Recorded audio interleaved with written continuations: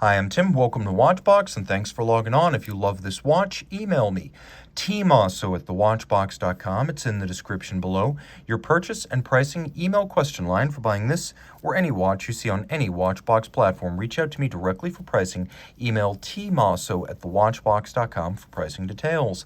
Today, we're discussing a watch that turned out to be a one-year only offering. This is the 2021 Rolex Oyster Perpetual 36 with yellow dial. This is reference 126000, the direct descendant of the original 1933 bubbleback Oyster Perpetual. This watch has a sunny disposition.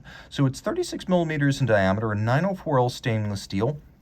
It measures 11.7 millimeters thick from lug tip to lug tip, 43.4 millimeters if we include the solid end links. The total distance across the wrist is 45.4 millimeters with a 20 millimeter spacing between the lugs. Throw the watch on my wrist, which is 16 centimeters circumference, and you can see it easily slides underneath the cuff, being thin and sloped on its flank. You can wear it with a dress sleeve. It's also narrow across the wrist, and you can see that well from these angles. So the watch is suitable for a wrist as small as 13 centimeters in circumference. It's truly a unisex option. Taking a quick look at the bracelet, you can see the bracelet is the 3-link Oyster design. It has a conforming end link to better integrate it to the case. It does have some taper built in. Since this is an Oyster Perpetual, the tops of the links are all satinated, but the outer faces are polished. Removable links are fixed by screws. We have a single fold deployant clasp on the Oyster Perpetual. The clasp is now internally polished, an upgrade from the past, and there's a lift lock system. It's actually more sophisticated than you might think. It's not a friction fit system. It's articulated, spring loaded, and it does actually have a beak and a hook that interface together. Now, taking a quick look at the clasp, you can see that here's a new feature that was introduced in 2021, and this is Easy Link, a 5mm tool-free snap-in, snap-out adjustment. It's the equivalent of adding or removing one removable link. You can also see that there are 3 divots drilled inside the clasp, and those can be used along with your strap tool to change the anchoring point of the bracelet in the clasp, another way of fine-tuning the fit. We have a stamped Rolex crown because it's an Oyster Perpetual, so you get a stamped crown rather than a raised and relieved one. The case is handsome and classical. The timepiece has lovely fluid form on its polished flank and satinated lug hoods. It does look like the original 1933 Oyster Perpetual, known as the bubbleback because its case back was expanded to include the Perpetual rotor winding system.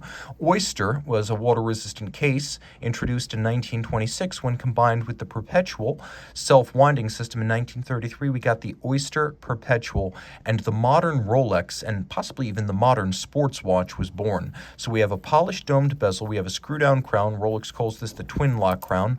100 meters water resistant. Rolex makes its dials, its cases, its clasps, and its movements. And Rolex has its own foundry, so it makes its own steel.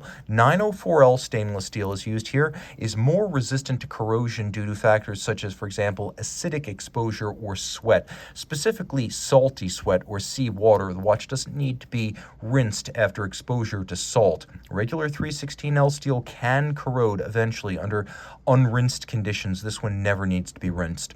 The dial is inspired by the Stella dials of the 70s and 80s, the lovely colorful lacquer dials featured on Rolex watches during those times. This is a yellow lacquer. You can see it features black printing on yellow. We have white gold crown, hands, and indices, the idea being the gold will never tarnish, oxidize, or discolor with time. We'll do a lume shot here. As you can see, Rolex also makes its own lume. This is not Super Luminova. This is Rolex's own blend, Chromolite Blue Lume. Underneath, a solid screwed-in Oyster caseback. We have Rolex manufactured caliber 3230. It's a rotor-borne bidirectional automatic winder. The rotor itself has a bearing system rather than the old jeweled staff of the 3130, so the rotor bearing makes this watch more shock tolerant, and the Chronergy escapement, along with a larger mainspring and a reprofiled drivetrain, boosts the power reserve from the old 48 to the new 70. We do have a hacking or stop seconds function, a handmade overcoil hairspring, so the watch keeps consistent time in any position, and that overcoil is made of a blue oxidized niobium zirconia material called Parachrome Blue that is highly anti-magnetic. The watch has a full balance bridge and a free sprung index for shock tolerance.